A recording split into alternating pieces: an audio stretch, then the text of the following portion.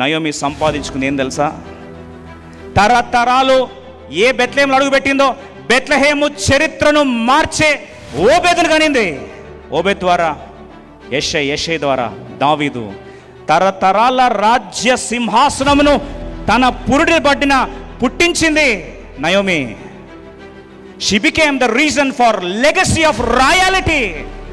అది సరిపోతున్నట్లు ఏ బెత్లెహేం అయితే శాపగ్రస్తమైన ప్రాంతం అన్నారో, ఒకప్పుడు రాహేలు చనిపోయిన ప్రాంతం అన్నారో, అదే బెత్లెహేములో జీవాధిపతి అయిన యేసుక్రీస్తు వారు జన్మించడానికి ప్రత్యక్ష కారణమైంది. ఏం సంపాదించింది ఓబేదు నయోమి అంటే, ఓబేదు ద్వారా తరతరాల బెత్లెహేము ఆశీర్వాదం, ఇశ్రాయేల్ ఆశీర్వాదం, ప్రపంచ ఆశీర్వాదం. 7 కొడుకుల కంటే విలువైన ఆస్తి సంపాదించలేదా? 7 కొడుకులు పుట్టుంటే కూడా అన్న ఆశీర్వాదం రాకపోవచ్చేమో బహుశా.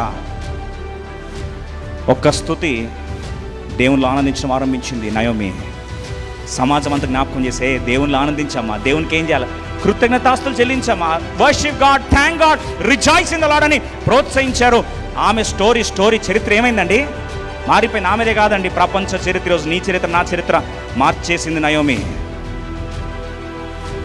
కథ అయిపోయిందని దేవుడు చెప్పేదాకా కథ అయిపోలే.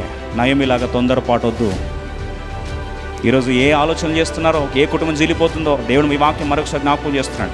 ముందు నవ్వుతున్నావు, బయట ఆయాసం పెట్టుకున్నావు, బయట బాగున్నావు అంటున్నావు, లోపల మాత్రం ఎందుకు దరిద్రం ఈ నా ఇంటికి చుట్టుకుందని మాట్లాడుతున్నావా? ఈరోజు నీ భారం అనుకుంటే నీకు ఆశీర్వాదం కాదు. అది నీ భారము నాకు దేవుడు ఆశీర్వాదంగా మారుస్తున్నాను నమ్మగలిగితే నీకేమవుతుంది? ఆశీర్వాదం అవుతుంది. ఏ తల్లితో మాట్లాడి దేవుడు ఆశపడుతున్నాడో, ఏ అత్తతో మాట్లాడి దేవుడు ఆశపడుతున్నాడో తెలియదు. పరిశుద్ధాత్మ దేవుడు బలంగా నీతో మాట్లాడుతుంది. నీ కుటుంబం ఆశీర్వాదంగా మార్చబడాలా, లేదా పేకడ వేలతో కూల్చేయాలనుకుంటున్నావు ఇంటిని నీ ఆశీర్వాదాన్ని? ఏడుస్తున్నావు, ఆయాసపడుతున్నావు, నా బతికెందుకు ఇలా అయిపోయింది, ఇట్లాంటి బిడ్డలు, ఇట్లాంటి కోడలు, ఇంకెన్ని రోజులు ఏడుస్తావు? How long you want to cry? God is speaking to you right away, straight away. ఇర్మియా భక్తుడు జ్ఞాపకం చేస్తూ 30వ అధ్యాయం 17వ వచనం, book of Jeremiah chapter 30 verse 17 శీర్షికగా ఈ అంశాన్ని గత వారం ఆరంభించాం. ఈరోజు లోతుగా మనం ధ్యానించబోతున్నాం. వారు ఎవరు లక్ష్యపెట్టిన సియోననియో, వెలివేయబడినదియను నీకు పేరు పెట్టుచున్నారు. అయితే నేను నీకు ఆరోగ్యము కలుగజేసేదను, నీ గాయములను మాన్పెదను. ఇదే యెహోవా వాక్కు. దేవుడు అంటున్న మాట ఏంటంటే, నీకు ఆరోగ్యము మరలా కలుగజేసేదను, నీ గాయములను మాన్పెదను. ఇంగ్లీష్లో రాస్తుంది, I will restore health unto you, I will heal the of thy wounds. ఆరోగ్యం యొక్క సమకూర్పు నీకు నేను ఇస్తాను. ఈ సమకూర్పు ఆరోగ్యంలో నువ్వు అనుభవించడం ఆరంభించినప్పుడు నీ గాయాలు కూడా ఏం చేస్తాను? మాన్పుతాను.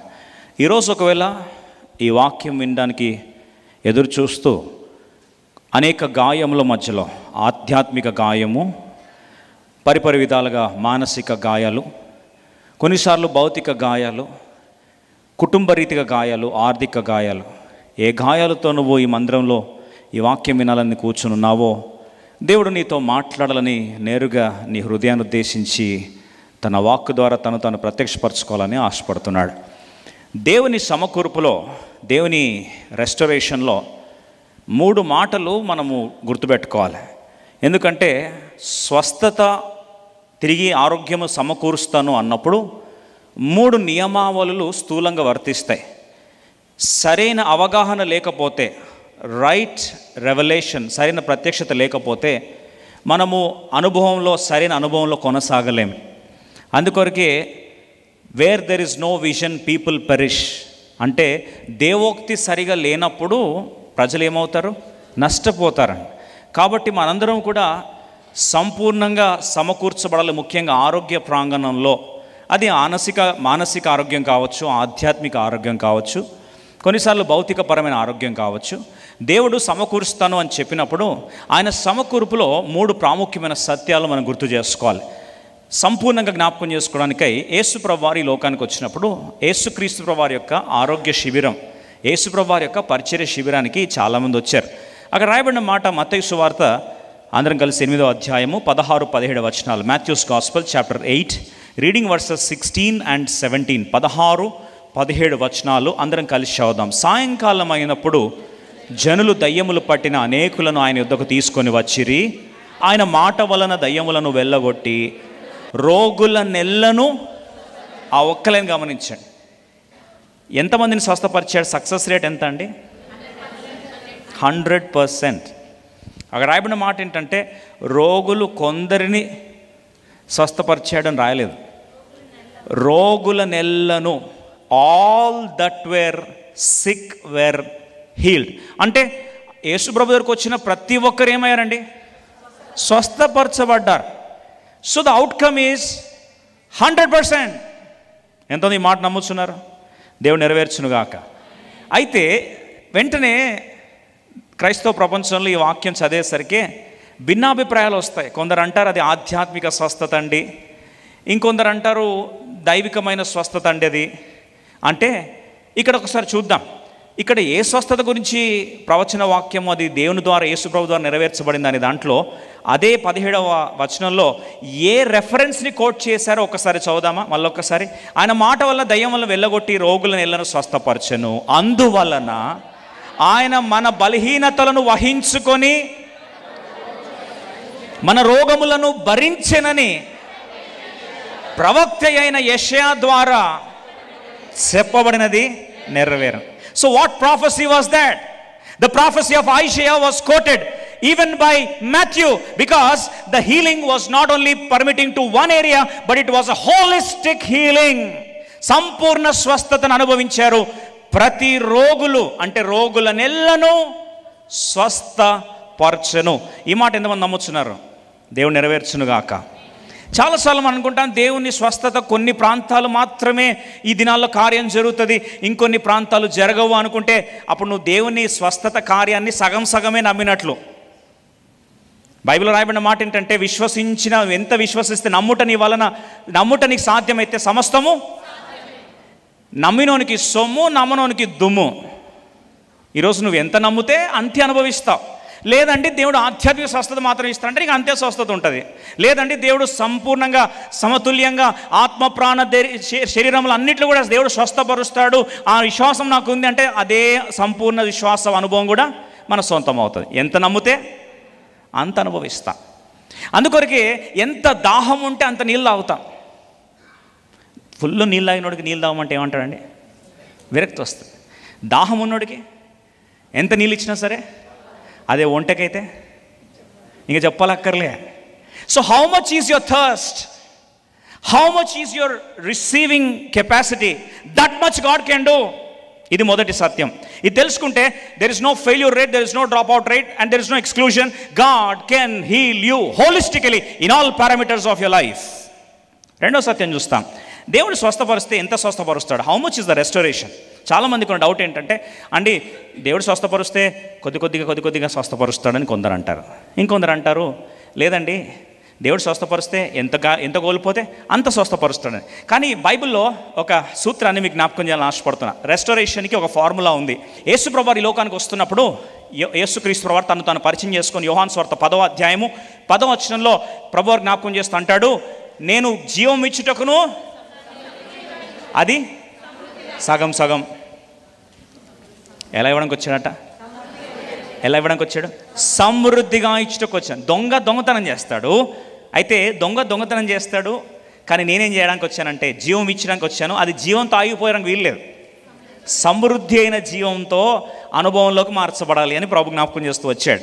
ఇప్పుడు యేసుప్రభు ఇచ్చేది కేవలం ఎంత కోల్పోతే అంతే కాదు, జీవం మాత్రమే కాదు.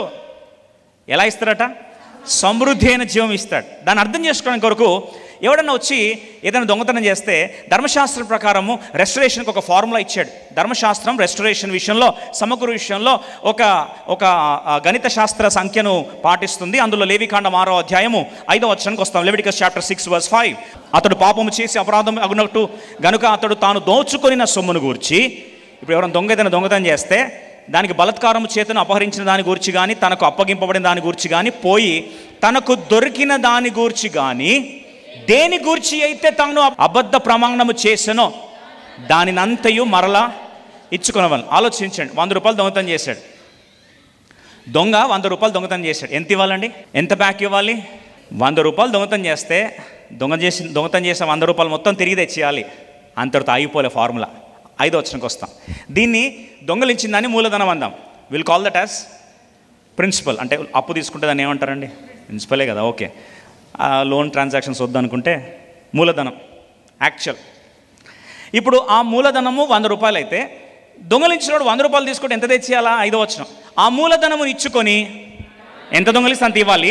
దానితో దానిలో, ఈ మాట గమనించండి, దానితో దానిలో 5వ వంతును తాను అపరాధ పరిహారార్థ బలి అర్పించే దినమున సొత్తుదారునికి.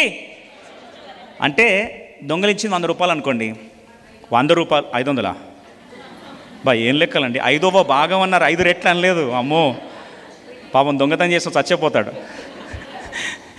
దొంగలించింది 100 రూపాయలు అయితే అది మూలధనం అవుతుంది. దానితో దానిలో 5వ వంతు అంటే డివైడెడ్ బై 5. ఇప్పుడు 100ని డివైడెడ్ బై 5 చేస్తే ఎంత? 20. అంటే 100 రూపీస్ ప్లస్ 20. అంటే పర్సంటేజ్ లెక్కలో లెక్క చేస్తే 120% తెచ్చేయాలంట. బాగుందా? దొంగోడు మన దొంగతనం చేస్తే దేవుడు రికవరీ చేపిస్తున్నాక ఎంత తీస్తాడంట? ఎంత?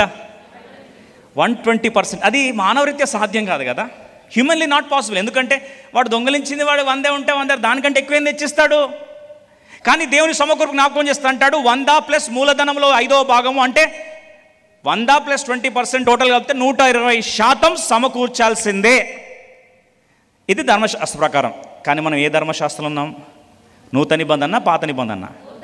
నూతన నిబంధన. మరి నూతన నిబంధనకు వచ్చేసరికి ఫార్ములా ఇంకేమవుతుంది? హెబ్రీయుల రాష్ట్ర పత్రిక 8వ అధ్యాయం 6వ వచనం, బుక్ ఆఫ్ హీబ్రూ చాప్టర్ 8:6. ఈయన అయితే ఇప్పుడు మరి ఎక్కువైన వాగ్దానమును బట్టి నియమింపబడిన మరి ఎక్కువైన నిబంధన, మరి ఎక్కువ వాగ్దానం, మరి ఎక్కువ నిబంధనను మధ్యవర్తి ఉన్నాడు కనుక మరి శ్రేష్టమైన సేవకత్వం పొంది ఉన్నాము.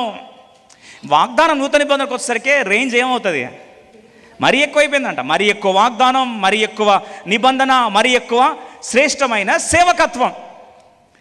Better covenant, better ministry and also better promises. అంటే పాత నిబంధనలో 120% అంటే మరి యేసు ప్రభులో మనము ఫిల్ ఇన్ ద బ్లాంక్స్ 120 కంటే. Are you here? అర్థమైనా ఒకసారి చేయొద్దండి. అంటే నూతన నిబంధనలో నిత్య నిబంధన వాగ్దాన ప్రాప్తులమైతే నష్టపోయిన దాంట్లో నుంచి మనం ఎంత సంపాదించాలి? ఖచ్చితంగా 120 కంటే ఎక్కువ పర్సెంటే రెస్టోరేషన్. ఎంతమంది మాట నమ్ముతున్నారు? దేవుడు నెరవేర్చునుగాక. అది అర్థం చేసుకోవాలంటే వినొచ్చు, ఇది ఎట్లా సాధ్యం అవుతుందండి అని. మనందరికీ బాగా పరిచయం ఒక ఆయన కుష్ఠరోగి ఉన్నాడు. ఆ కుష్ఠరోగి కమాండర్ ఇన్ చీఫ్ అయ్యాడు. పాపం దేశం అంతా కూడా ఆయన చెప్పినట్టు ఆడుతుంది. కానీ పాపం ఇంట్లో మాత్రం చాలా వేదన. చాలా రోజులు కాపాడుకోవాలని బయట కవరింగ్ ఇచ్చుకొని ట్రై చేశాడు, వల్ల అవ్వట్లే. కుష్ఠరోగం అంతా తెలిసిపోతూ ఉంది, సమస్తం ఉంది, కానీ ఆయన కుష్ఠరోగం తెలిసాడు. ఆ వ్యక్తి పేరు నయమాన్. అయితే తన ఇంట్లో చూడండి, అద్భుత కార్యం జరగాలంటే చాలాసార్లు అందరూ అంటారు అద్భుతాలు జరగాలంటే అండి అబ్బో ఒక పవర్ఫుల్ అంత సీనేం లేదు అక్కడ. ఆ నయమాను బాగుపరచబడ్డానికి, స్వస్థపరచబడ్డానికి ఆ నయమాన్ ఇంట్లో ఒక చిన్నది ఉందంట. ఇశ్రాయేలు చిన్నది, తన పేరే చిన్నది. ఈరోజు నువ్వు చేసే పరిచయం చిన్నది కావచ్చు, అతి చిన్నది కావచ్చు, కానీ ఆ ఇశ్రాయేలు చిన్నదట. వాళ్ళ అమ్మతో అనిందంట, అమ్మా సార్ ఎన్ని రోజులు బాధపడతారు ఇట్లా అని. మరి దాని పరిష్కారం ఏముందే అనిందంట. అంటే ఏం లేదమ్మా, మీరు ఏమనుకోరంటే చెప్తా. ఒక దైవజనుడు ఉన్నాడు మా ఊరిలో, ఆ దైవజను దగ్గరికి వెళ్ళి ఆయన చెప్పినట్టు చేస్తే ఖచ్చితంగా సార్ బాగుపడతాడని నాకు నమ్మకం ఉందమ్మా. ఆలోచించండి, చిన్న మాట వినటం వల్ల ఏమొస్తుంది? విశ్వాసం. చిన్న మాట నాటిందంతే. చెప్పలేము చిన్న విత్తనం ఎంత పెద్ద చెట్టు వస్తుందో, ఎంత పెద్ద చెట్టు నుంచి ఎన్ని కాయలు వస్తాయి, ఎన్ని కాయలు ఇంకెన్ని చెట్లు వస్తాయి, ఎన్ని చెట్ల నుంచి ఎన్ని కాయలు వస్తాయో. స్టోరీ అంతా దేంట్లో ఉంటుందండి? చిన్న విత్తనం. ఆ చిన్న విత్తనం నాటేసిందట ఆ చిన్న బిడ్డ. నాటేసరికి ఈయన సరే ట్రై చేద్దాంలే అని చెప్పి వెళ్ళేసరికి ఎలీషా ఆ దైవజనుడు అక్కడ జ్ఞాపకం చేస్తూ వెంటనే దైవజనుడికి వెళ్ళేసరికి ఈయన ఎక్స్పెక్ట్ చేశాడు చాలా అద్భుతాలు చేస్తాడు. ఒక పిలిపించి పైనంతా దేహం అంతా అల్లాడిచ్చేసి ఒక పెద్ద సెరమనీ పెట్టి ఒక గ్రాండ్గా పెద్ద ప్రొసీజర్ జరుగుతుంది అనుకున్నాడు. పాపం చాలాసార్లు ఎక్స్పెక్టేషన్స్తోనే దరిద్రం అంతా. ఏదేదో ఊహించుకొని వస్తాం, అంత ఊహించుకొని అక్కర్లే. దేవుడు ఒక్కొక్కరు విధంలో ఒక్కొక్కరిలాగా ఒక్కొక్క విధముగా ప్రత్యేకముగా నానా పరిపరి విధంగా తను బయలుపరుచుకుంటాడు. ఇలాగే జరగాలనుకుంటే పప్పులో కాలేస్తాం. పాపం ఈయన కూడా వచ్చాడు, చాలా గ్రాండ్ సెరమనీ ఉంటుంది అనుకున్నాడు. అయితే దైవజనుడికి మాట అన్నాడు, ఏం లేదు వెళ్ళి యోర్దాను నదిలో 7 సార్లు మునిగిపో అన్నాడు. కోపం వచ్చేసింది ఈయనకి. 7 సార్లు మునుగు అంటాడు నన్ను, అది పోయి ఇట్లాంటి మురిక్కాల వలన మా దగ్గర అబానా పరఫర పెద్ద పెద్ద నదులు ఉన్నాయి. అట్లాంటి నదుల్లో నాకు గ్రాండ్ వెల్కమ్ సపరేట్గా ఒక పూల్ కూడా నాకు సపరేట్ గట్టి పెడతారు. అట్లాంటిది పోయి ఈ మురికి నీళ్ళలో మునుగమంటాడు నన్ను అని చెప్పి ఇది చాలా నా ఈగో హర్ట్ అయిపోయిందని చెప్పి రౌతుడైపోయి వెళ్ళిపోతా ఉంటే ఇక్కడ ఇంకో చిన్నవాడు వచ్చాడు. అక్కడ ఒక చిన్నది ఇక్కడ తన సేవకుడు పక్క నుంచి అన్నాడు, సార్ అన్నీ ట్రై చేశారు, ఆయన ఏదో కాంప్లికేటెడ్ ప్రొసీజర్ ఏమీ చెప్పలేదు కదా, వెళ్ళి 7 సార్లు మునుగమన్నాడు సార్, అది ఒక్కసారి ట్రై చేస్తే చెప్పలేము, ఇంత దూరం వచ్చి ఇది ఒక్కటెందుకు వదులుకోవాలయ్యా అని ఒక చిన్న మాట తిరిగి విశ్వాసభ్రష్టుడై వెళ్ళిపోతున్న వ్యక్తిని ఒక సేవకుడు చిన్నోడు ఆ పెద్ద ఆయనకి ఏం చేశాడు, జ్ఞానోదయం ఇచ్చాడు. మనం ఎలా ఉండాలంటే కుటుంబాన్ని కట్టుకునే వాళ్ళగా ఉండాలి, దేవుని వైపు ఆకర్షించుకునే వారికి ఉండాలి, స్వస్థత వైపు నడపాలి, కానీ స్వస్థత వైపు వెళ్ళే వాళ్ళని కాలు బట్టి కిందకు లాగొద్దు. అదే మనం పక్కనుంటే నీకేం తక్కువ సార్, నీకేం తక్కువ చెప్పు, గట్ల చెప్తాడు, కనీసం బయటకు కూడా రాలే, కనీసం నీళ్ళు ఇయ్యలే, ఛాయ్ ఇయ్యలే. ఇట్లాంటి అగౌరవంలో ఉన్నట్లయితే మన బతికి వేస్టే, నడు వెళ్ళిపోదాం సార్ అని చెప్పుంటే జీవితాంతం కుష్ఠరోగిగా బతికేవాడు. ఈరోజు రెచ్చగొడుతున్నావా, దేవుని నుంచి దూరం లాగుతున్నావా, అహంకారం కొరకు దేవుణ్ణి విడిచిపెట్టి వెళ్ళాలనుకుంటున్నావా, తస్మాత్ జాగ్రత్త.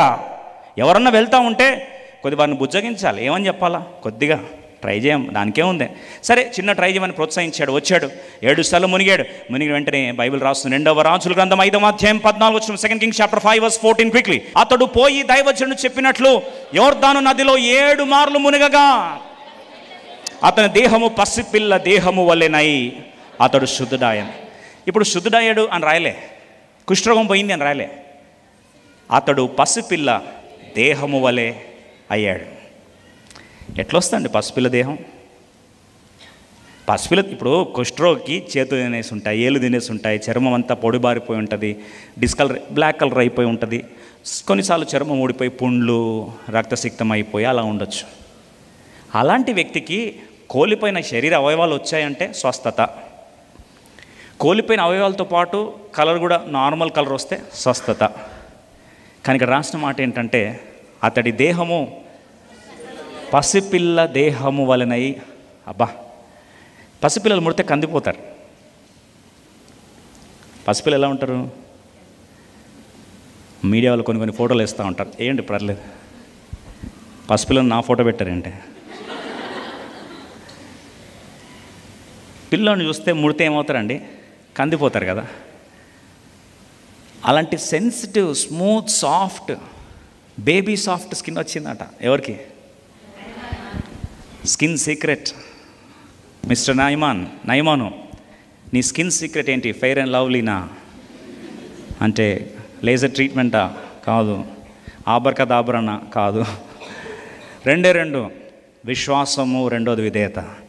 ఓ చిన్న పిల్ల చెప్పింది, విశ్వాసంతో బయలుదేరిన, ఆ విశ్వాసం పోతా ఉంటే ఇంకోడు ఆ విశ్వాసాన్ని కాపాడాడు. 2వది దైవజనుని మాటకు విధేయత.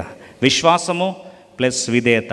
కోల్పోయింది రావడమే కాదు, 120% కంటే ఎక్కువ స్వస్థత పొంది పసిపిల్లోడ్లాగా అయిపోయాడట. Trust God for a greater than 120% restoration. ఎందుకు చెప్తున్నా ఈ మాట అంటే, సాతాను యేసుప్రభుని ఒక్కడిని చంపేస్తే స్టోరీ అయిపోతుంది అనుకున్నాడు, పాపం తెలీదు. రెస్టరేషన్ ఫార్ములా ఎంత వస్తారు ఒక్కరిని చంపితే? అపోస్తలుల 1వ అధ్యాయం 15వ వచనం చూడండి, మీరే క్యాలిక్యులేట్ చేయండి. అపోస్తల కార్యం 1వ అధ్యాయం 15వ వచనం, 115 of Acts of Apostles quickly. ఆ కాలమందు ఇంచుమించు 120 మంది సహోదరులు కూడి ఉండగా పేతురు వారి మధ్య నిలిచి, యేసుప్రభు ఒక్కడిని డిలీట్ చేస్తే ఎంతమంది వచ్చారు? గట్టి చెప్పాలా. That's the assured promise of the spirit of God. It's a 120% greater than 120% restoration. మీరు అనొచ్చు, గ్రేటర్ దాన్ ఎట్లా బ్రదర్ 120 అని రాస్తుంది అంటే 120 సహోదరులు ఉంది. మళ్ళీ చదువుదామా. ఆ కాలమందు ఇంచుమించు 120 మంది సహోదరులు అంటే మరి మరియమ్మ సిస్టర్లు అంతా ఏం కావాలా? ఇప్పుడు చెప్పండి, 120 కంటే ఎక్కువనా 120కి ఈక్వలా? 100కి 100 120 కంటే ఎక్కువే. 3వ సత్యం చూసుకుందాం. అందుకొరకు మొదటిది ఏంటంటే సంపూర్ణ స్వస్థత, 100కి 100 స్వస్థత.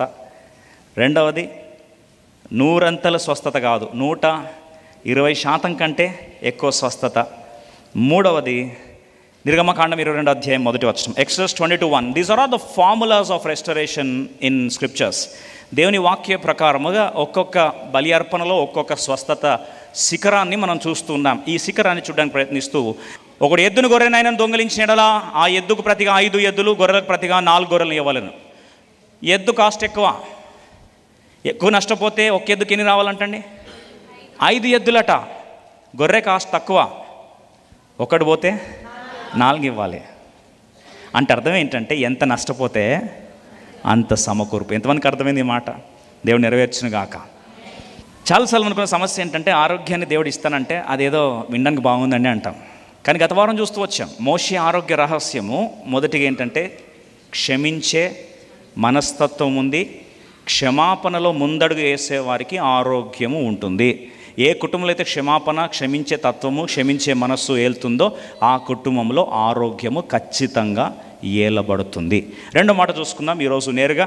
త్వరగా 3 లేదా 4 లేదా 5 ఉదాహరణలు త్వరగా చూసుకుందాం సమయ హద్దుబాట్లు బట్టి. సామెతలు 17వ అధ్యాయం 22వ వచనం. ఆరోగ్యానికి రెండవ రహస్యం కనుక ఆరోగ్య అభిలాషులందరికీ సామెతలు 17వ అధ్యాయము 22వ వచనం ప్రకారము రెండో రహస్యాన్ని జ్ఞాపకం చేయాలని ఆశపడుతున్నాం. Proverbs chapter 17:22 అందరం కలిసి చదువుకుందాం. సంతోషము గల మనస్సు ఆరోగ్య కారణం, నలిగిన మనస్సు ఎముకలను ఎండిపోజేయను. సంతోషంగా ఉన్న మనసు కంట ఏముంటుందండి? ఆరోగ్య కారణం. ఇంగ్లీష్లో చాలా బాగా రాస్తుంది. A merry heart does like a good medicine అని. అంటే మంచి మందంట. కొంతమంది అంటారు కదండి, ప్రాబ్లం అది ఉందండి మంచి మెడిసిన్ ఇస్తారండి అని. కొన్నిసార్లు పాపం మంచి మెడిసిన్ ఇచ్చంటే లేదండి దీనికంటే మంచి మెడిసిన్ ఉందని అడుగుతాం. కాబట్టి మంచి మెడిసిన్ జ్ఞాని, మామూలు జ్ఞాని కాదండి ఆయన, అంత గొప్ప జ్ఞాని పుట్టబోడని చెప్పారు. అట్లాంటి జ్ఞాని రికమెండ్ చేస్తున్న మాట ఏంటంటే సంతోషంగా మనసు అంటే ఆరోగ్య కారణం అంట. ఈరోజు గమనించండి, సంతోషము అనేసరికి వెంటనే రూట్ ట్రాన్స్లేషన్లో ఒక చిన్న పొరపాటు జరిగిన సత్యాన్ని జ్ఞాపకం చేస్తాను. ఎందుకంటే సంతోషం అనేసరికి హ్యాపీనెస్ కింద ట్రాన్స్లేట్ అవుతుంది. అదే వాస్తవంగా చూస్తే ఏ జాయ్ఫుల్ హార్ట్, HCSB ట్రాన్స్లేషన్లో చూస్తే, హెబ్రీ భాషలో చూస్తే ఏ జాయ్ఫుల్ హార్ట్ అంటే ఆనందకరమైన మనస్సు ఆరోగ్యకరము అని రాశారు. అంటే ఆనందకరమైన మనసు ఉంటంట అంత గొప్ప ఆరోగ్యం ఉంటుందంట. సో మనసులో ఏముండాలి?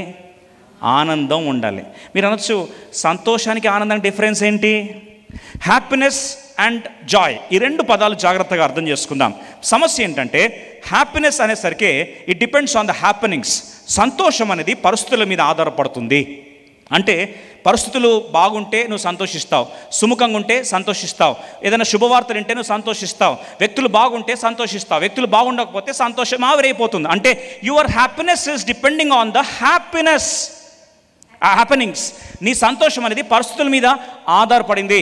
అంటే your happiness is being determined by what happens to you and what happens around you. నీతో ఏమవుతుంది, నీ చుట్టూ ఏమవుతుందో దాన్ని బట్టి హ్యాపీనెస్ అనేది, సంతోషం అనేది నిర్దేశించబడుతుంది. కానీ Joy does not depend on circumstances. ఆనందం అనేది స్థితిగతుల మీద ఆధారపడేది కాదు, ఆనందం అనేది పరిస్థితుల మీద ఆధారపడేది కాదు. Joy is a state of mind in relationship to God. I repeat this once again. ఆనందం అనగా అది మానసిక స్థితి, దేవుని యొక్క అనుసంధానమైన అనుబంధంలో దాగి ఉంటుంది. ఇంకో మాటలో చెప్పాలంటే దేవునితో నీకున్న అనుబంధాన్ని బట్టి, దేవునితో నీకున్న బాంధవ్యాన్ని బట్టి నీ ఆనంద అనుభవము ఆధారపడి ఉంటుంది. That means the more stronger you are in relationship with God, the stronger is your experience of joy. అందుకొరకే బైబిల్ రాస్తుంది, in his presence there is fullness of joy. ఆయన సన్నిధిలో సంపూర్ణ ఆనందము కల. తెలుగులో సంతోషం ఉంది, ఇంగ్లీష్లో వాస్తవంగా చూస్తే ఆనందము. అంటే ఆయనతో ముడిపడి ఉన్న వ్యక్తి, ఆయన మీద ఆధారపడే వ్యక్తి, ఆయన మీదనే అనుసంధానమైన వ్యక్తి, దేవుని మీదే ఆధారపడ్డ వ్యక్తి, దేవునితో అనుబంధంలో ఉన్న వ్యక్తి, దేవునితో రిలేషన్షిప్ ఉన్న వ్యక్తి కట ఏమొస్తుందండి? ఆనందము పెళ్ళొపుకుతూ ఉంది. అందుకో ప్రభు అంటాడు, వారిని ఆనంద జల ప్రవాహములు వారికి త్రాగనిచ్చెదను. జీవజల నదులు వారిలో ఏమవుతాయి? ప్రవహించును. See, joy is a state of mind which is dependent on the conscious presence of God. అంటే దేవుని సన్నిధి యొక్క ఉనికి మీద ఆధారపడి, దేవుని మంచితనం మీద ఆధారపడేది ఆనందం. ఈరోజు ప్రశ్న ఏంటంటే, నువ్వు దేవుని బిడ్డగా సంతోషాన్ని వెతుక్కుంటే నష్టపోతావు, కానీ ఆనందాన్ని వెతుక్కుంటే నీ ఆనందం ఎవ్వరు దొంగిలించలేరు. అందుకొరకే పౌలు భక్తుడు చెరసాలలో వేయబడి ఆ భయంకరమైన కంపు కొడుతున్న ఆ రోమ చెరసాలలో వేసినప్పుడు బొద్దింకలు, ఎలుకలు, చివరికి కొన్నిసార్లు ఆ చీకటి ఆ యొక్క డంజన్లో పడేస్తే, in the Roman stinky dungeon when he was thrown into it. ఫిలిప్పీల రాష్ట్ర పత్రికలో ఆ పత్రిక గురించి లేఖకారులు చెప్పినట్టు జ్ఞాపకం చేసుకుంటే ఏమని రాయబడి తెలుసా? It is an epistle of joy, ఆనంద పత్రిక అట. ఎక్కడి నుంచి రాశాడు? చెరసల నుంచి రాశాడు. ఎన్నిసార్లు ఆనందం గురించి మెన్షన్ చేశాడు? 16 సార్లు ఆనందము ఆనందం. ఫిలిప్పీ 4:4 చదువుదాం. Book of Philippians chapter 4 verse 4. తమ ఎల్లప్పుడూ ప్రభునందు ఆనందించుడి, మరలా చెప్పుదును ఆనందించు. 16 సార్లు రాస్తుంటాడు ఆనందించుడి, ఆనందించుడి, ఆనందించుడి, మరలా చెప్పుదును ఆనందించుడి, ఎల్లప్పుడూ ఆనందించుడి. కానీ ఎల్లప్పుడూ సంతోషించడం సాధ్యం కాదు, కానీ ఎల్లప్పుడూ ఆనందించడం మాత్రం సాధ్యం. ఎందుకంటే పరిస్థితులు మారిపోవచ్చు కానీ యేసు ప్రభు మారడు. నిన్న నేడు నిరంతరము ఏకరీతిగా ఉన్న వాని మీద ఆధారపడ్డావా, నీ ఆనందం ఎవరు దొంగలించలేరు. Nobody can snatch your joy. ఈరోజు సమస్య ఏంటంటే ఆ ఆనందంగా నిజంగా అర్థం చేసుకుంటే, if it is hinging on the relationship with God and the conscious presence of God, దేవుని సన్నిధి యొక్క ఉనికి అర్థం చేసుకున్నట్లయితే ఆటోమేటిక్గా ఆయన సన్నిధిలో సంపూర్ణ సంతోషం, నిత్య సుఖములు కలవనే అనుభవంలోకి దేవుడు నన్ను తీసుకొని వస్తారన్న సత్యాన్ని ఈరోజు దేవుని బిడ్డలుగా అర్థం చేసుకున్న బద్దులమై ఉన్నాం. అందుకొరకే మొదటిగా పౌలు భక్తుని జీవితం చూస్తూ వచ్చాం. ఈరోజు రెండో వ్యక్తిని చూస్తాం. రండి, మనందరికీ బాగుపరచు. ద్వితీయోపదేశకాండం 34వ అధ్యాయం 7వ వచనంలో గత వారం మోషే గురించి ధ్యానిస్తూ వచ్చాం. మోషే 120 సంవత్సరాల వృద్ధుడైనప్పటికీ ఆయన జీవిత కాల వ్యవధి 120 సంవత్సరాలు మాత్రం బ్రతికాడు. కానీ మరణిస్తున్నప్పుడు ఆయన గురించి రాయబడిన సాక్ష్యము, అందరం కలిసి మోషే చనిపోయినప్పుడు 120 సంవత్సరములు ఈడు గలవాడు, అతనికి దృష్టి మాంద్యము లేదు, అతని సత్తువ తగ్గలేదు. ఏం ఆరోగ్యం కదండి! దృష్టి మాంద్యం రాలేదట, సత్తువ తగ్గలేదట. ఈ సీక్రెట్ ఏదో కోడ్ని క్రాక్ చేయాలని చెప్పి బాగా ఆశ కలిగింది. ప్రభా, ఇట్లాంటి ఆరోగ్యం ఎంత రహస్యం ఏంటి, సీక్రెట్ ఏంటి అని.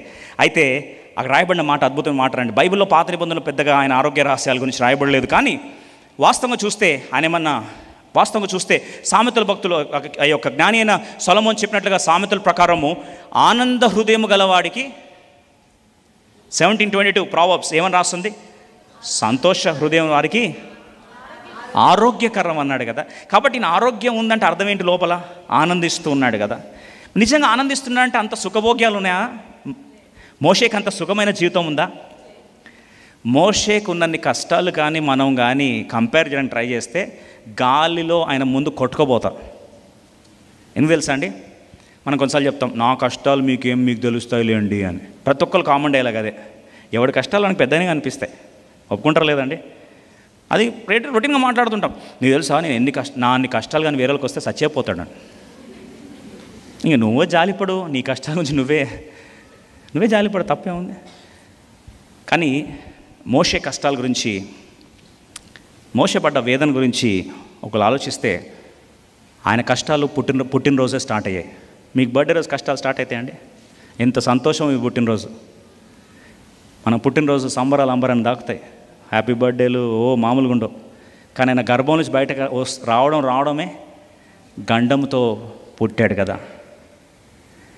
బతుకుతాడు లేదన్న పరిస్థితి, తీసుకెళ్ళి నైలు నదిలో పడవేయబడిన పరిస్థితి. సరే, నైల్ నదిలో లాస్ట్ అక్కడ నుంచి దేవుడు కాపాడాడు కదా అనుకుంటే, తను బ్రతికిన ఆరంభ దశలంతా కూడా ఎవరి చేత పెంచబడ్డాడండి? డైరెక్ట్ ఫరూక్ కుమార్ చేతనా? తల్లి చేతిలో, సొంత తల్లి చేతిలో పెంచబడ్డాడు. మీరే చెప్పండి, సొంత తల్లి చేతిలో కొన్ని రోజులు పెరిగి ఇప్పుడు తల్లి కానీ ఇంకొక తల్లి చేతిలోకి వెళ్ళాలి. ఇద్దరు తల్లుల పెంపకం సేమ్ ఉంటుందా? మీరే చెప్పండి త్వరగా. ఎప్పటికీ సేమ్ ఉండదు. ఒక ఆమె హెబ్రిరాలు, ఇంకొక ఆమె ఐగిప్తు రాణి. ఈమెమో పేదరాలు, ఆమెమో కోటీశ్వరరాలు. ఈమె సిద్ధాంతం వేరు, ఆమె సిద్ధాంతం వేరు. ఈమె పెంపకం వేరు, ఆమె పెంపకం వేరు. రెండు కల్చర్స్, ఆపోజిట్ కల్చర్స్ వస్తే ఫస్ట్ ఏమంటారు తెలుసా అండి? కల్చర్ షాక్ అంటారు.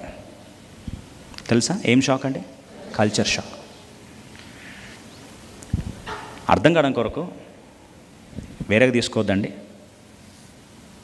ఇండియాలో పెంచబడిన తల్లి మిమ్మల్ని ఒక 5 సంవత్సరాలు పెంచింది. పాకిస్తాన్ తల్లి ఇంకొక 30 సంవత్సరాలు పెంచింది. మీకు ఎట్లుంటుంది ఫీలింగ్స్? అమ్మ, అబ్బా, అమ్మాది ఏమంటావు నీకు అర్థం కాదు. ఆమెమో అమ్మ నేర్పించింది, ఈమెమో ఏం నేర్పిస్తారా? వాట్ ఎవర్ వాళ్ళ భాష నేర్పిస్తా. ఇప్పుడు అది నేర్చుకోవాలా, ఇది నేర్చుకోవాలా, అసలు ప్రతి దగ్గర తనకేముంటుందండి? Conflict. It's a conflict of a cultural shock. He's going every day, he's undergoing every day. సరే, ఇదంతా పక్కన పెట్టేసాడు. 40 సంవత్సరాలు పెరుగుతున్నప్పుడు వాస్తవంగా ఆయన పుట్టింది ఎవరి కొరకని తెలుసు? ఇశ్రాయేల్ ప్రజల కొరకని తెలుసు. కానీ ఇప్పుడు ఆయన బతుకుతున్న వాతావరణం ఎవరి కొరకు బ్రతకాలి? ఐగుప్తీయుల కొరకు బ్రతకాలి. ప్రతిరోజు ఏ ఒక్కరోజు సీక్రెట్ అవుట్ అయినా కానీ ఆయన పరిస్థితి ఏమవుతుంది? మీకు అర్థం కావాలంటే, భారతదేశ పౌరులుగా మిమ్మల్ని తీసుకెళ్ళి పాకిస్తాన్లో స్పైస్గా పంపిద్దాం. స్పైస్ని ఏమంటారు తెలుగులో? గూఢాచారులలాగా పంపిద్దాం. ఓ రా ఏజెంట్ లాగానో మొసాద్ ఏజెంట్ లాగా పంపిద్దాం. పంపించి ఇప్పుడు మీరు ఇండియన్సే కానీ అక్కడ ఎట్లా నటించాలా? పాకిస్తానీస్ లాగా నటించాలి. ఏ ఒక్కడు మేము గుర్తుపట్టిన స్టోరీ ఎవరు మటాష్ అంటున్నారు, అదే వాట్ ఎవర్ మటాషో స్టోరీ అయిపోయింది, సమాధి అయిపోయిందా? ఏ ఒక్కడు గుర్తుపట్టినా చిన్న క్లూ దొరికినా కానీ స్టోరీ ఏమైందండి? అయిపోయింది. అంటే బ్రతికే ప్రతిరోజు ఎలా బతుకుతారండి? త్వరగా చెప్పరా? మీరు ఎప్పుడన్నా మీ బాల్యం అట్లా భయపెట్టారా మిమ్మల్ని ఎవరన్నా? మన కష్టాలండి, మాకున్న కష్టాలు ఎవరిలే, ఈ కష్టాలు ఇవి. మోషే every day Moses suffered from the fear that he will be caught, fear that a personality shock. He had to act and enact and satisfy people of two different cultures. Inside he knows he is a Hebrew, outside he has to act like a Egyptian. లోపల Hebrew లాగా ఉండాలి, బయట ఐగుప్తు లాగా ఉండాలి. పిచ్చెక్కి పోదా రెండు వ్యక్తులాగా మనం నటించాలంటే?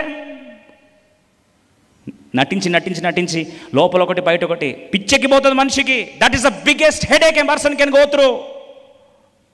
అది సరిపోతున్నట్టు 40 సంవత్సరాల వయసులో ఏ జీవిత పరమార్థం కొరకు జన్మించాడో తీసుకొచ్చి ఆ జీవిత పరమార్థం నెరవేర్చుకుంటా, నా బిడ్డలు నేను కాపాడుకుంటాను, నా ఇష్టాలను నేను కాపాడుకోవడానికే కదా నేను పుట్టిందని చెప్పి వారి దగ్గరికి వచ్చి వారికి పాపం ఏమీ చేయలేదండి, లెక్చర్ చెప్పడం స్టార్ట్ చేశాడు. వీఆర్ సహోదరులు, మనం సహోదరులు, మన ముఖంలో కొట్లాడుకోదంటే ఎవడరా నిన్ను మా మీద పెత్తనం చేయడానికి ఇచ్చింది, నిన్న చేసిన కథ మాకు తెలియదా అనగానే గుండె ఏమైందండి?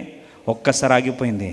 నా అనుకున్న వారు ఎవరు ఓదార్చాలో, ఎవరి కొరకు నిలబడాలని వచ్చాడో, ఎవరు వెన్ను తట్టి మేమున్నాం నీ కొరకు అని చెప్పాల్సిన వారు మొక్క ముందు చీ కొడితే అక్కడ నుంచి పారిపోతే తీసుకెళ్ళిపోయి 40 సంవత్సరాలు అరణ్యంలో పడ్డాడు. ఒక్కసారి భవిష్యత్తు కళలు కూలిపోయాయి, కెరియర్ కాలిపోయింది, కళలు చెదిరిపోయాయి, భవిష్యత్తు పాడైపోయింది.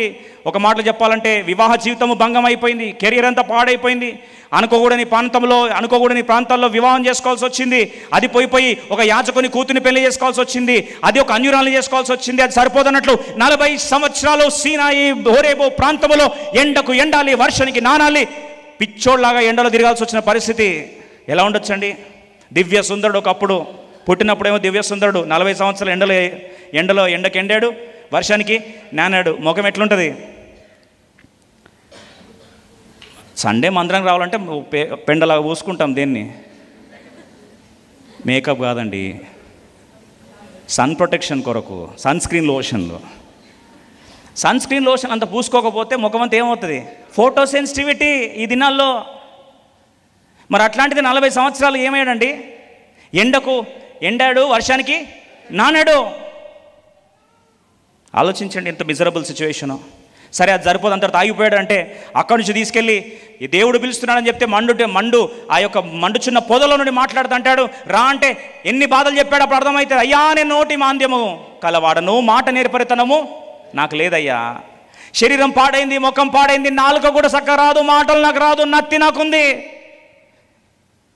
ఇవన్నీ చెప్తే కూడా లేదు పద అని చెప్పి కర్ర ఇచ్చి, ఇదో మోషే కర్ర దేవుని కర్రగా మారుస్తా, వెళ్ళు దయాం దటయం అని పంపిస్తే తిరిగి వెళ్ళి అయ్యా దేవుడు తీసుకొచ్చంటే సంతోషపడినట్టే పడి సమస్యలు ఎప్పుడైతే ఫరో అన్నాడు వీరు ఖాళీ ఉన్నందుకు వీరికి బాగా పని పాటలేక వీళ్ళు అయ్యారని చెప్పి వీరి భారాన్ని పెంచేయమని చెప్పినప్పుడు స్ట్రా కూడా వీరికి ఇవ్వకుండా ఆ యొక్క కోటాను కూడా అదే కోట ఇచ్చి ఇష్టం వచ్చినట్టు అలగొట్టండి అని చెప్పేసరికి అప్పుడు వాళ్ళు ఎవరి కొరకైతే వచ్చారో వాళ్ళు ఏమన్నారు తెలుసా అండి? మోషే ఏమన్నారు తెలుసా? అసహించుకొని నీ వల్ల మాకు సమస్యలు ఏమవుతున్నాయి? ఎక్కువ అవుతున్నాయి, దయచేసి ఇక్కడ నుంచి వెళ్ళిపో, get lost from this place, don't show your face. ఎలా ఉండొచ్చండి మనిషికి? ఏ పిలుపు కొరకైతే సమస్తాన్ని విడిచిపెట్టి వచ్చాడో, ఏ పిలుపు కొరకైతే త్యాగాలు వర్షము చేసుకుంటా పురిటి మీద వచ్చాడో, ఆ ప్రజలే ఆ బిడ్డలే నా అనుకున్న వారే ఒకప్పుడు అసహించుకున్నారు, ఇప్పుడు ముఖం ముందు వెళ్ళిపో అంటున్నారు. ఎవరికొరకు బ్రతకాలి? కష్టాలంటే మరి ఇవి కాదా? మానసిక వేదన అంటే మరి మోషేకి లేదా? సరే అని చెప్పి బయలుదేరితే ఫరో కాస్త కఠినుడైపోతున్నాడు, ఇంకా మా కఠినుడైపోతున్నాడు. సరే చివరికి దేవుడు అద్భుత కార్యం చేసి పశువుగా వధించబడిన తర్వాత వారిని విడిపించి తీసుకొని వస్తూ ఉంటే ఎర్ర సముద్రం వచ్చేసరికి ఏం మోషే మనం సంపడం తెచ్చినావా అంటారు కొంతమంది.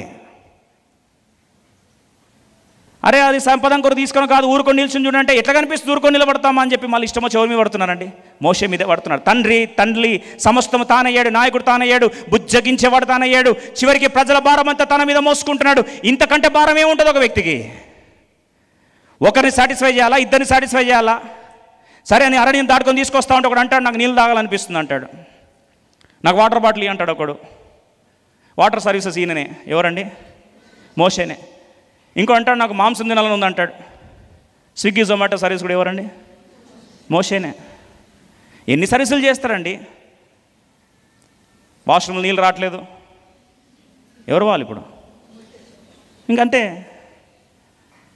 ఆకలిస్తుంది, మోషే.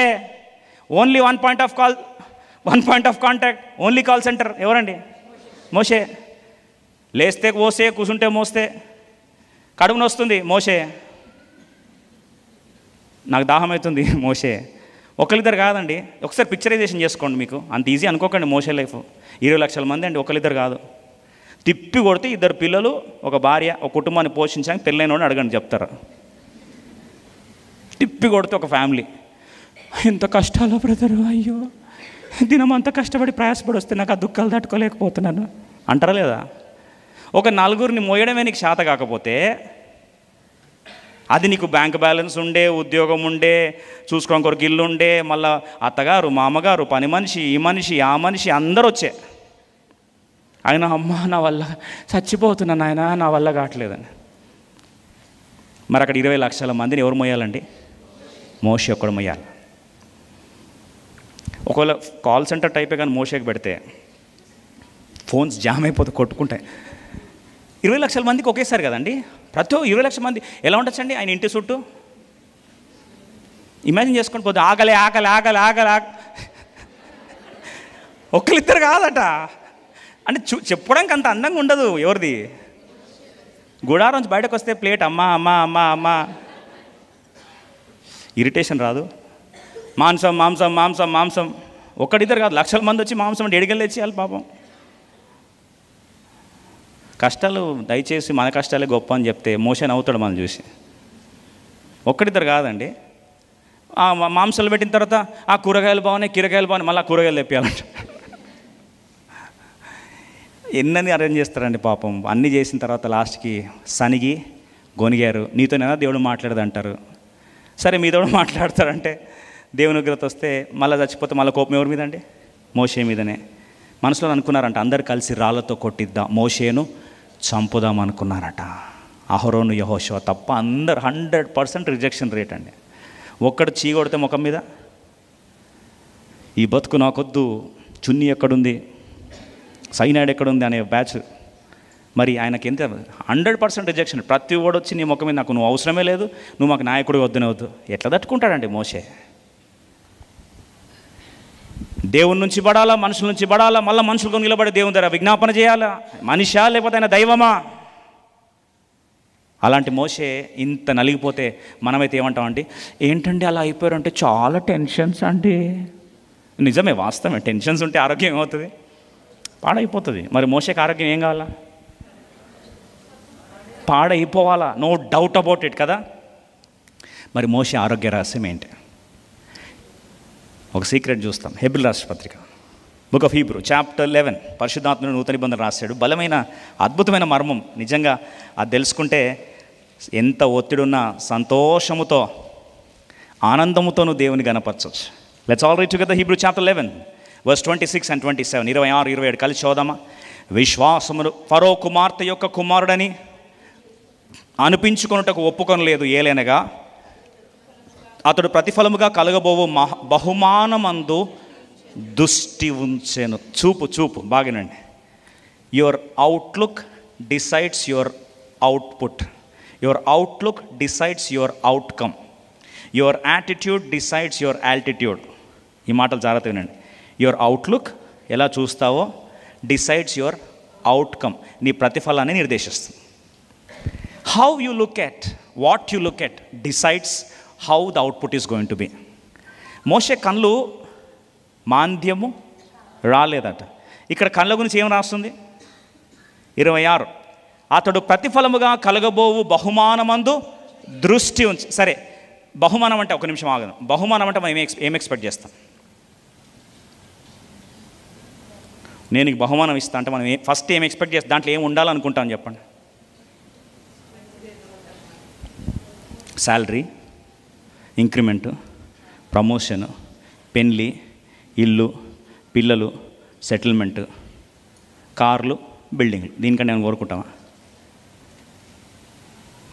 నేనే నీకు బహుమానం ఇస్తా అంటే ఇవి తప్ప నాకు తెలిసి వేరే ఏవి ఏదో ₹1,00,00,000 డబ్బు, 100 కోట్లు, ఇవే కదా మనం కోరుకుంది. సరే, ఆయన బహుమానం ఏంటి చూద్దాం. ఏ దాన్ని చూశాడు? See his eyes were very particular on certain things and that's what decides your outcome. Verse 27 అందరం కలిసి 27 వచనం. విశ్వాసమును బట్టి అతడు అదృశ్యుడైన వానిని చూచుచున్నట్టు స్థిర బుద్ధి గల. చాలు చాలు చాలు చాలు. ఎవరిని చూస్తున్నాడు? గట్టి చెప్పాలి. అదృశ్యుడైన వాడిని చూస్తున్నాడు. ఇది సీక్రెట్. వెలిచూపు పరిస్థితులను చూపిస్తుంది, వెలిచూపు వ్యక్తులను చూపిస్తుంది, వెలిచూపు సమస్యలను చూపిస్తుంది. కానీ విశ్వాసము వ్యక్తి అయిన అదృశ్యుడైన దేవుణ్ణి చూపిస్తుంది. దీన్ని అర్థం చేసుకోవాలంటే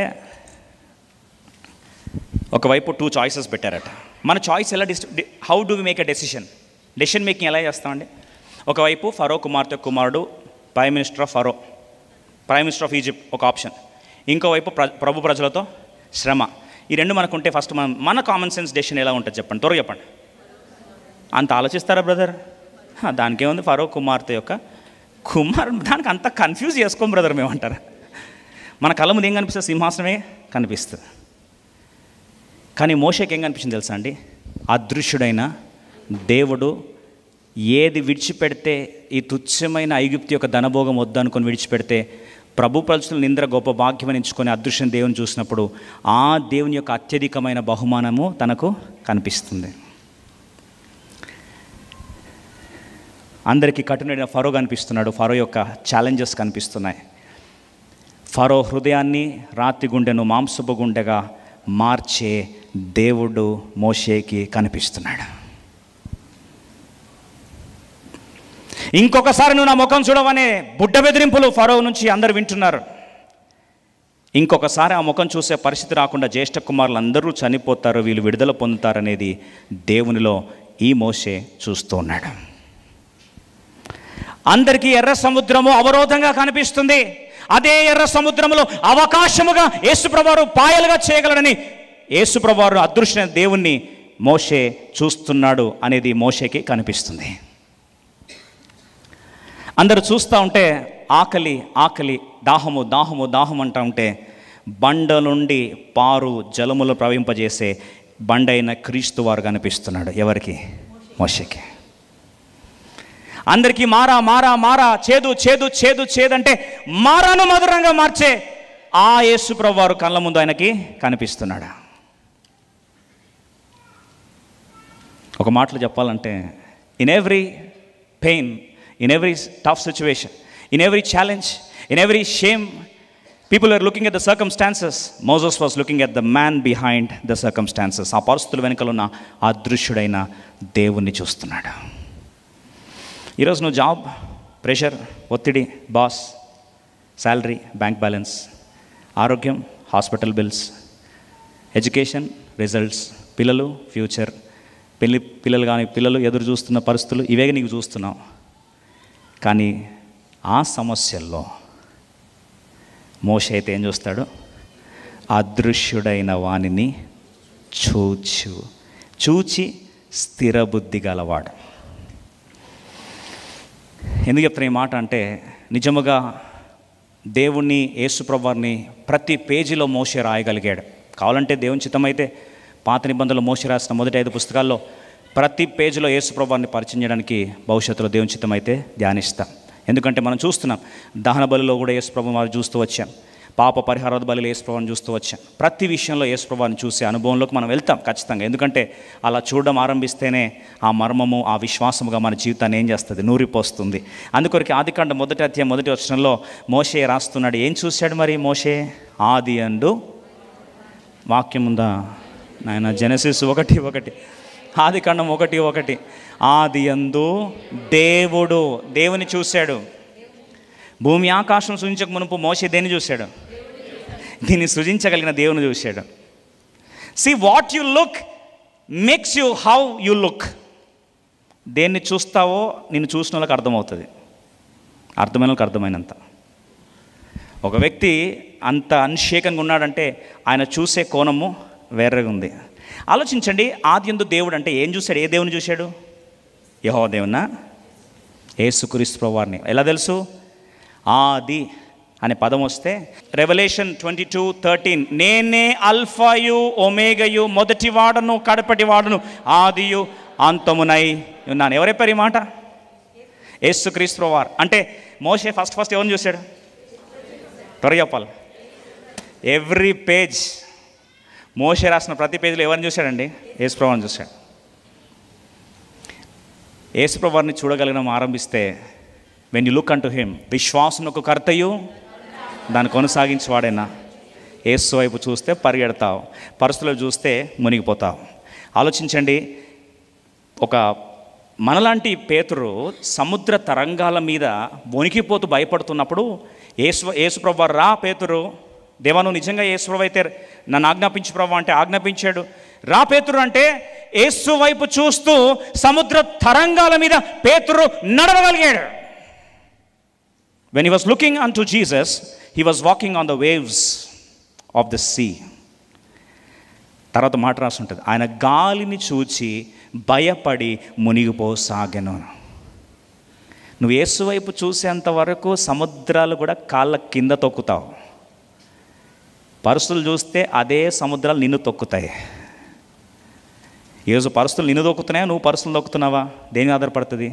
నువ్వు ఎవరిని చూస్తున్నావో దాన్ని బట్టి ఆధారపడుతుంది. ఎప్పుడైతే ఈ అనుభవంలోకి వస్తావో, బైబిల్లో రాస్తుంది, సంతోష ఆనంద హృదయానికి అట ఆరోగ్య కారణం. ఎందుకు తెలుసా అండి? అదే నలిగిన ఆత్మ ఏం చేస్తుంది? 17:22 ప్రావర్బ్స్ ఏమని రాస్తుంది చూడండి. నలిగిన ఆత్మట ఎముకలకు ఏమవుతుందండి? కుళ్ళు వస్తుంది. అంటే ఎముకల్లో కూడా పాడైపోతాయంట. దేవుని వాక్యం ఎంత పవర్ఫుల్ అంటే, ప్రాణాత్మ దేహములను కీళ్లను సహితము చూసుకొని పోతుంది. అంటే స్వస్థత కీళ్ళ దాకా పోతే నలిగిన ఆత్మ కూడా, నలిగిన మనస్సు ఎముకలను ఎండిపోజేస్తుందట. మీరు అనొచ్చు అట్టెట్లా అవుతుందండి అని. అట్టెట్లా అవుతుంది? మీరు ఆలోచించండి, బాగా ఆలోచించండి. ఇప్పుడు శరీరాన్ని దేవుడు తయారు చేస్తున్నప్పుడు ఒక శరీరాన్ని సపరేట్గా తయారు చేయలే. మానవుడు త్రిత్వం అంటే ఆత్మ ప్రాణ శరీర సమ్మేళనం. Man is a tripartite being. ఆత్మలను కలవరపరచబడితే అది భౌతిక ఆరోగ్యాన్ని దెబ్బతీస్తుంది, మానసిక ఆరోగ్యాన్ని దెబ్బతీస్తుంది. ఒకవేళ మానసికంగా డిస్టర్బ్ అయితే భౌతిక ఆరోగ్యం దెబ్బతీస్తుంది, ఆత్మీయ ఆరోగ్యం దెబ్బతీస్తుంది. నువ్వు భౌతికంగా డిస్టర్బ్ అయితే కూడా మానసిక ఆరోగ్యాన్ని, ఆత్మీయ ఆరోగ్యాన్ని దెబ్బతీస్తుంది. అంటే మూడు పక్కపక్కన ఉంటాయి. ముగ్గురు ఫ్రెండ్స్ కలిసి ఉంటే ఒక్కని దౌడ మీద కొడితే ఏమవుతుంది? 3 సైకిళ్ళు ఒక దగ్గర పార్క్ చేశారండి, ఫస్ట్ సైకిల్ కొడితే ఏమవుతుంది? 2 పడతాయి. అర్థం ఏంటంటే, ఏ ప్రాంగణం ఎక్కడ తాకినా సరే అన్నీ ఏమవుతాయి? దెబ్బతింటాయి. అందుకొరకే ఈ సత్యం గుర్తిస్తే, ఈరోజు నీ దుఃఖము, దేవునిలో ఆనందించాల్సిన నీవు, ఈరోజు నీ దుఃఖము నీ ఆరోగ్యాన్ని తినేస్తుంది, నీ మానసిక స్థితిని తినేస్తుంది, నీ బీపీ లెవెల్స్ని షూటప్ చేస్తుంది, నీ షుగర్ లెవెల్స్ని షూటప్ చేస్తుంది, నీ థైరాయిడ్ని డిస్టర్బ్ చేస్తుంది, నీకు మైగ్రేన్ తీసుకొస్తుంది. మీరు అనొచ్చు ఇదెందుకు లిస్ట్ చెప్తున్నారని. రీసెర్చ్ ప్రూవ్ అయింది.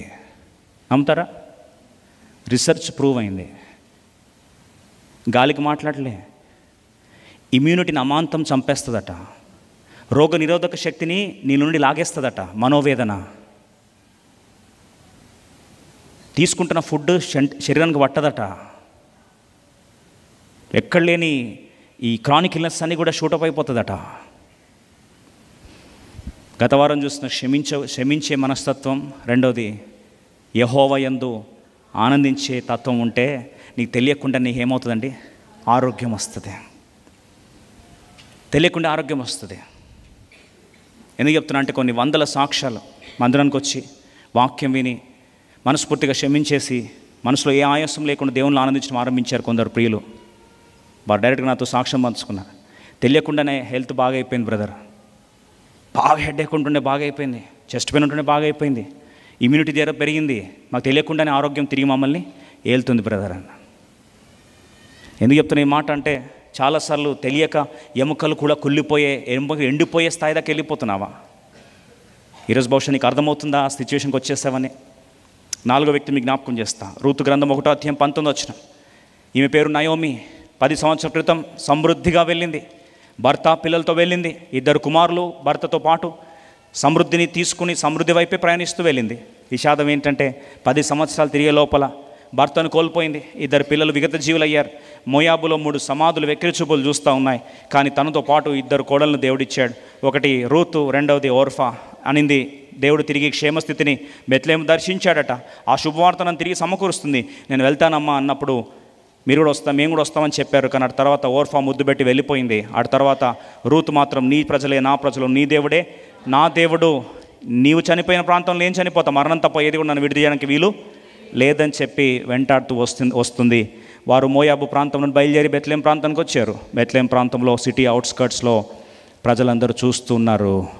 బార్డర్ చెక్ పోస్ట్ దాటుతూ ఉంది. చెక్ పోస్ట్ దాటేసరికి గుర్తు తెలియని వ్యక్తుల్లాగా అందరూ షాక్ అయిపోయారు. బైబిల్ రాసిన మాట రూతు గ్రంథం 1వ అధ్యాయం 19 త్వరగా చదువు. Ruth chapter 1 verse 19 quickly. ఈమె నయోమి గదా? Is she not Naomi? A surprise and a shock and a bewildering response from every bystander. చూస్తున్న ప్రతి ఒక్కరు కదిలిపోయారట. బైబిల్ రాస్తుంది చూడండి, ఆ మాట చదువుదాం. So they English please. So they both went until they came to Bethlehem, and it came to pass when they were come to Bethlehem that all the city, ఈ మాట వినండి, all the city was moved about them. Shock అయిపోయారట. ప్రపంచంలో ఒక బెత్లెహేము పట్టణస్తులు అందరూ కూడా విభ్రాంతి చెందారట. ఏమైపోయిందండి నయోమి ముఖానికి? What happen to Naomi? ఏమైంది? ఎందుకు ఇలా ముఖం అయిపోయింది? గ్యాప్ వచ్చింది 10 సంవత్సరాలే. 10 సంవత్సరాలు అంటే వయసు ప్రభావం కాదు ఇది. ఆమె ముఖం చూస్తే సమస్తం కోల్పోయిందిలానే ఉంది.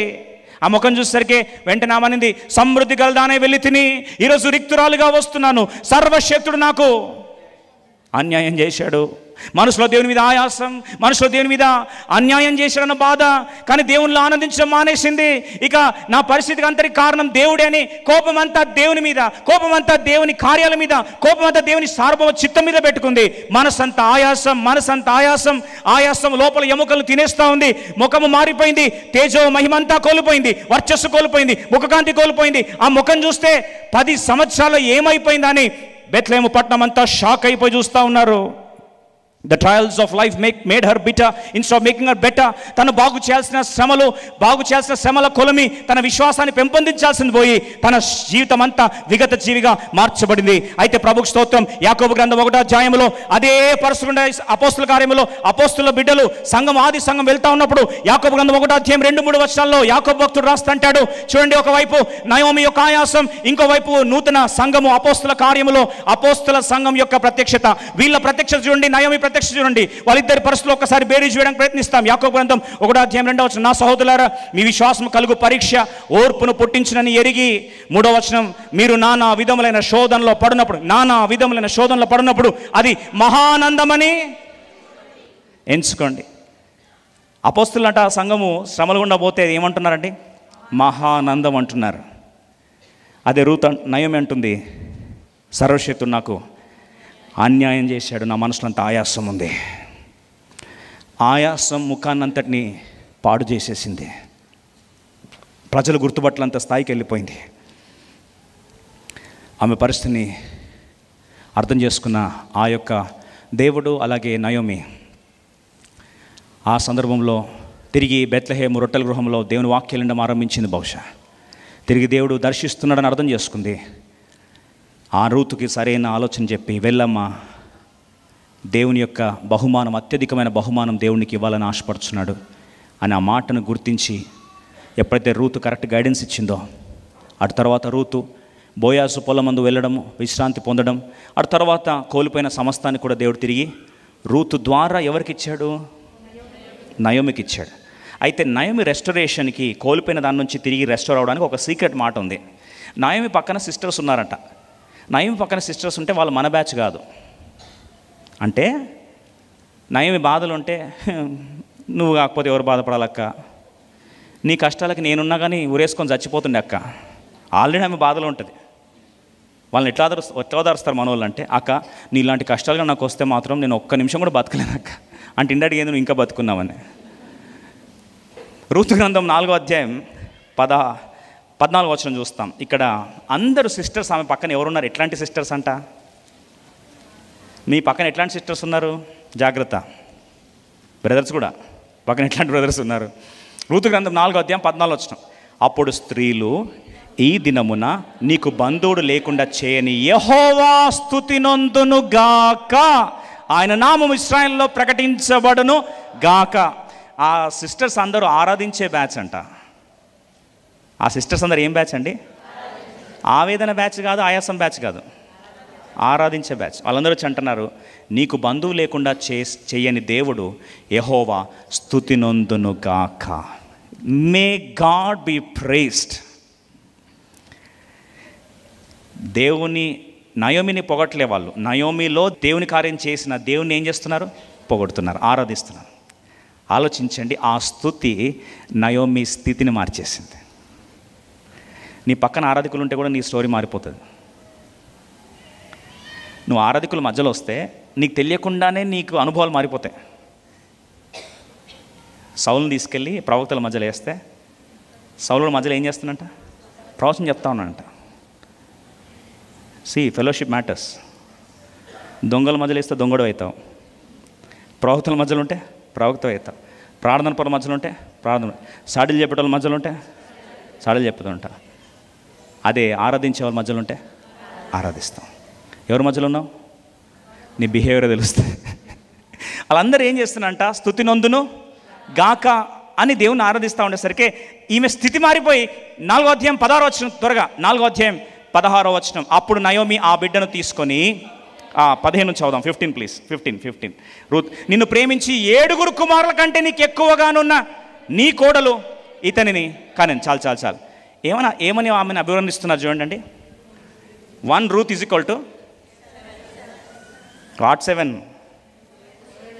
not 7 daughter-in-laws.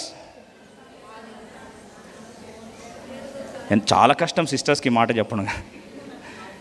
నిన్ను ప్రేమించి 7 కుమారుల కంటే నీకు ఎక్కువగానున్న నీ కోడలు ఇతని కనెను. 7 కొడుకులను కోల్పోయినంత బాధలో నువ్వు ఉన్నా 7 కొడుకులు = 1 రూతు. మీరు ఎట్లాంటి కౌన్సిలింగ్ ఇస్తారు అత్త కోడలకు మధ్యలో? ఏమే అక్క నీ కోడలు గట్ల చచ్చింది ఏంది అక్క? ఏందివే చెప్పు. నాకు తెలుసు, వాళ్ళకు జాతే ఇంకా స్టార్ట్.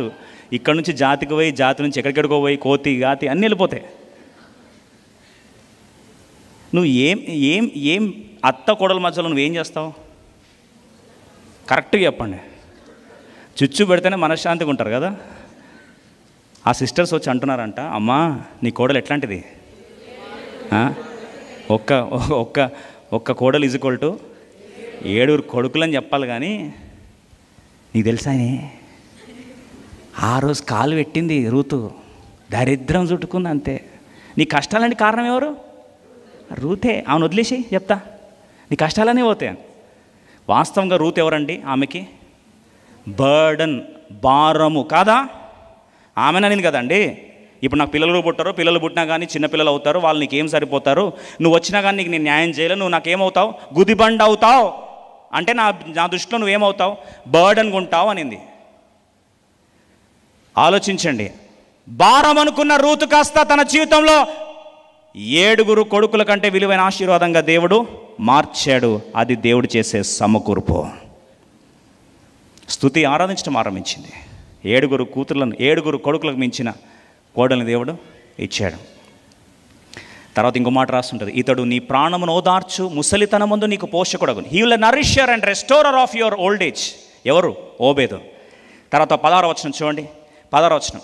అప్పుడు నయోమి ఆ బిడ్డను తీసుకొని కౌగిట నుంచుకొని వానికి దాదిగా ఉండే. ఇప్పుడు నర్స్ అయిందంట. ఫస్ట్ ఏమో ముసలామె లాస్ట్కి ఏమైంది? నర్స్ అయింది. నర్స్ అయిన తర్వాత నెక్స్ట్ 17వ వచనం చూడండి. నర్స్ అంటే మిగతా అన్నారు, మనదంటాం నీ బతుకంతే, బేబీ సిట్టింగ్ చేసుకోని. ఏమన్నారంటే వచ్చి 17వ వచనం, ఆమె పొరుగు స్త్రీలు మంచోళ్ళండి. బెత్లెహేము సిస్టర్స్, బెత్లెహేము కుమార్తెలు అంత మంచోళ్ళు ఉంటే మన సమాజాల్లో అనకూడదులే, సమస్యలు రానే 3 పూలు 6 కాయలు సస్యశ్యామలకు బతుకుతారు అందరూ. 17వ వచనం, ఆమె పొరుగు స్త్రీలు నయోమి కొరకు కుమారుడు ఎవరికి పుట్టారట? కుమారులు. నయోమి, నువ్వు అమ్మమ్మ కాదు, నువ్వు దాది కాదు, నువ్వు తల్లివమ్మ. ఎవరికి? ఓబేదు కొడుకట. ఎవరికి? ఓబేదు పేరు పెట్టి అతడు దావీదునకు తండ్రి అయినా. See the right attitude of people. They were all rejoicing people, praising God, and they were not complaining. మన మధ్యలో చిచ్చుబుడ్లు కాదు, మధ్యలో కిరోసిన్ పోసి తగలబెట్టే బ్యాచ్ కాదు. ప్రతిదానికి వాళ్ళకి పాజిటివ్ కోణంలో పెట్టి ఏం చేస్తున్నారు? కలిపే ప్రయత్నం చేశారు. తద్గుణంగా ఏమైంది? కోల్పోయింది మహలోను కిల్యోన్ని. కానీ నయోమి సంపాదించుకుంది ఏం తెలుసా? తరతరాలు ఏ బెత్లెహేములో అడుగుపెట్టిందో బెత్లెహేము చరిత్రను మార్చే ఓబేదును కనింది. ఓబేద్ ద్వారా యెషై ద్వారా దావీదు. తరతరాల రాజ్య సింహాసనమును తన పురుడి పట్టిన పుట్టించింది Naomi. She became the reason for legacy of royalty. అది సరిపోతున్నట్లు ఏ బెత్లెహేం అయితే శాపగ్రస్తమైన ప్రాంతం అన్నారో, ఒకప్పుడు రాహేలు చనిపోయిందన్న ప్రాంతం అన్నారో, అదే బెత్లెహేములో జీవాధిపతి అయిన యేసుక్రీస్తు వారు జన్మించడానికి ప్రత్యక్ష కారణమైంది. ఏం సంపాదించింది ఓబేదు నయోమి అంటే? ఓబేదు ద్వారా తరతరాల బెత్లెహేము ఆశీర్వాదం, ఇశ్రాయేల్ ఆశీర్వాదం, ప్రపంచ ఆశీర్వాదం. 7 కొడుకుల కంటే విలువైన ఆస్తి సంపాదించలేదా? 7 కొడుకులు పుట్టుంటే కూడా అన్న ఆశీర్వాదం రాకపోవచ్చేమో బహుశా. ఒక్క స్తుతి దేవునిలో ఆనందించడం ఆరంభించింది నయోమి. సమాజం అంతా జ్ఞాపకం చేసే దేవునిలో ఆనందించామా, దేవునికి ఏం చేయాలి? కృతజ్ఞతాస్తులు చెల్లించామా, worship God, thank God, rejoice in the Lord అని ప్రోత్సహించారు. ఆమె స్టోరీ చరిత్ర ఏమైందండి? మారిపోయింది. ఆమెదే కాదండి, ప్రపంచ చరిత్ర. ఈరోజు నీ చరిత్ర, నా చరిత్ర మార్చేసింది నయోమి. కథ అయిపోయిందని దేవుడు చెప్పేదాకా కథ అయిపోలే. నయోమిలాగా తొందరపాటు వద్దు. ఈరోజు ఏ ఆలోచనలు చేస్తున్నారో, ఏ కుటుంబం జీలిపోతుందో దేవుడు మీ వాక్యం మరొకసారి జ్ఞాపకం చేస్తున్నాడు. ముందు నవ్వుతున్నావు, బయట ఆయాసం పెట్టుకున్నావు, బయట బాగున్నావు అంటున్నావు, లోపల మాత్రం ఎందుకు దరిద్రం ఈ నా ఇంటికి చుట్టుకుందని మాట్లాడుతున్నావా? ఈరోజు నీ భారం అనుకుంటే నీకు ఆశీర్వాదం కాదు అది. నీ భారము నాకు దేవుడు ఆశీర్వాదంగా మారుస్తున్నాను నమ్మగలిగితే నీకేమవుతుంది? ఆశీర్వాదం అవుతుంది. ఏ తల్లితో మాట్లాడి దేవుడు ఆశపడుతున్నాడో, ఏ అత్తతో మాట్లాడి దేవుడు ఆశపడుతున్నాడో తెలియదు. పరిశుద్ధాత్మ దేవుడు బలంగా నీతో మాట్లాడుతాడు. నీ కుటుంబం ఆశీర్వాదంగా మార్చబడాలా, లేదా పేకడ వేలతో కూల్చేయాలనుకుంటున్నావని ఇంటి నీ ఆశీర్వాదాన్ని ఏడుస్తున్నావు, ఆయాసపడుతున్నావు. నా బతుకెందుకు ఇలా అయిపోయింది, ఇట్లాంటి బిడ్డలు, ఇట్లాంటి కోడలు, ఇంకెన్ని రోజులు ఏడుస్తావు? How long you want to cry? God is speaking to you right away, straight away. ఆఖరి మాట చూసి ముగిస్తాం. ఆఖరిగా 4వదిగా తండ్రి కొడుకులు ఇద్దరిని పరిచయం చేస్తాం. అత్త కోడలు ఇంతకుముందు చూసాం. 3వదిగా అత్త కోడలు, ఇప్పుడు తండ్రి కొడుకులు. ఎందుకు తండ్రి కొడుకులు జ్ఞాపకం చేస్తున్నానంటే, యాకోబు తండ్రి, తన కొడుకు యోసేపు. యాకోబు ఎక్కువ సంవత్సరాలు బ్రతికాడు, కానీ ఆయన బ్రతికిన జీవితం కానీ ఒక ఆటోబయోగ్రఫీ రాయమంటే ఏం రాస్తాడు తెలుసా? ఆదికాండం 47వ అధ్యాయం 9వ వచనం. Mister Jacob, can you please introduce your self అంటే ఏమంటాడు తెలుసా? 47వ అధ్యాయం 9వ వచనంలో, యాకోబు, నేను యాత్ర చేసిన సంవత్సరములు 130, నేను జీవించిన సంవత్సరములు కొంచెముగాను దుఃఖ సహితమైనవిగా ఉన్నవి. అవి నా పితరులు యాత్ర చేసిన దినములలో వారు జీవించిన సంవత్సరంలో అన్నీ కాలేదని వారితో చెప్పాను అని అంటాడు. నేను బ్రతికిన 130 సంవత్సరాలు.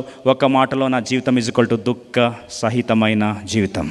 My life is sadness, my life is tragedy.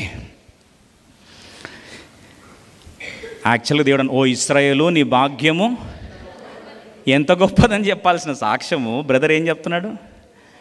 దుఃఖ సహితము. నా బతుకంతా వేస్టే, ఏడుపు తప్ప ఏం లేదు నా బతుకులో.